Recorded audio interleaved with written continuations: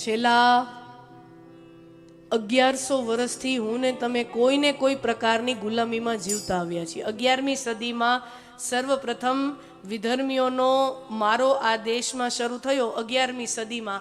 અત્યારે 21મી સદી ચાલે એટલે 1100 વર્ષ પછી તો એ મુગલો ગયા, તો એની પાછળ ડચ આવ્યા, ફ્રેન્ચ આવ્યા, હુણ આવ્યા, પોર્ટુગીઝ આવ્યા, અંગ્રેજો, છેલ્લે અંગ્રેજો આવ્યા અને એમાંથી પછી આપણને મુક્તિ મળી। છેલ્લા 1100 વર્ષથી કોઈને કોઈ પ્રકારે ગુલામીની અંદર જીવેલું રાષ્ટ્ર એની અંદર પોતાની રાષ્ટ્રીય અસ્મિતા પ્રત્યે, પોતાના ધર્મ પ્રત્યે જે ખુમારી હોવી જોઈએ, જે ગૌરવ હોવું જોઈએ, 1100 વર્ષના મારા 1100 વર્ષના આક્રમણથી આપણી અંદર એટલી ગુલામીની માનસિકતા અંદર આવી ગઈ છે કે આપણું હોય ને એ નબળું।